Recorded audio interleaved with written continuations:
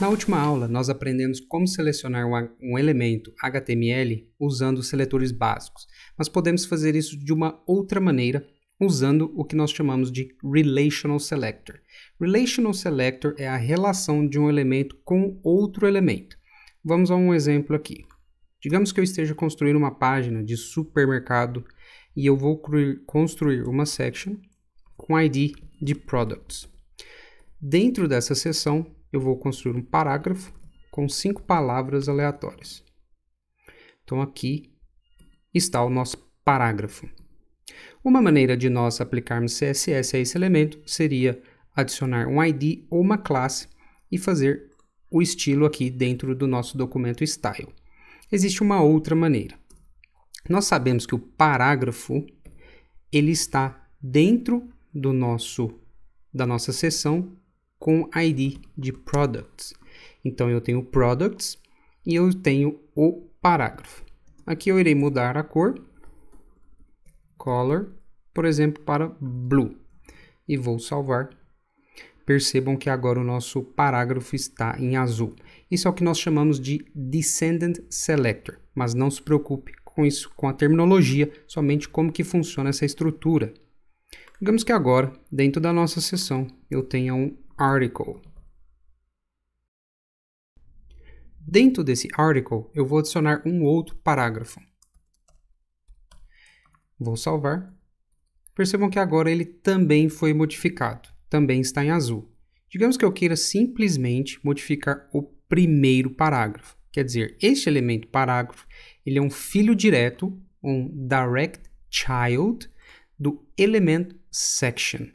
Então, para nós fazermos a modificação, nós vimos aqui, quero dizer que dentro da nossa section products, eu quero somente modificar o parágrafo que é o filho direto dessa seção. Então, eu vou salvar. Percebam agora que somente o primeiro parágrafo está em azul. Nós temos um outro Relational Selectors para o primeiro irmão. Vou mostrar para vocês. Digamos que aqui, depois da minha section, eu vou criar um outro parágrafo. Digamos que eu queira aplicar CSS somente nesse primeiro parágrafo, depois da seção com o ID Product. Quer dizer, este parágrafo é um direct sibling, quer dizer, é um irmão mais próximo dessa seção Products. Então, para isso, nós trocamos esse sinal aqui por sinal de mais. Vou salvar.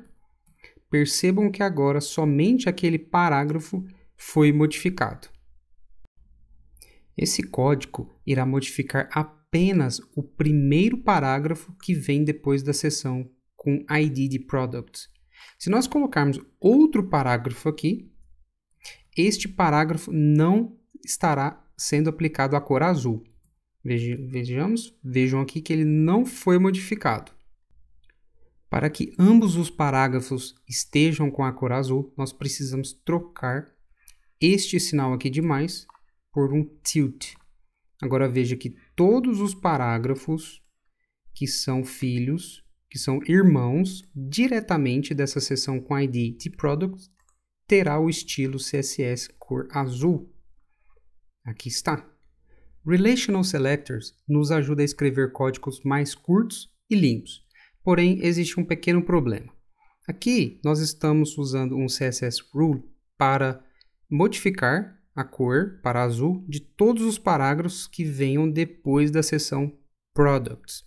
Então, digamos que aqui um dia eu pegue esse último parágrafo e coloque no início da minha página.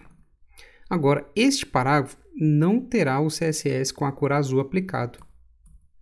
Então, esse é um dos problemas. Mas, caso você tenha certeza de que seus elementos nunca mudaram de lugar, você pode usar o Relational Selector.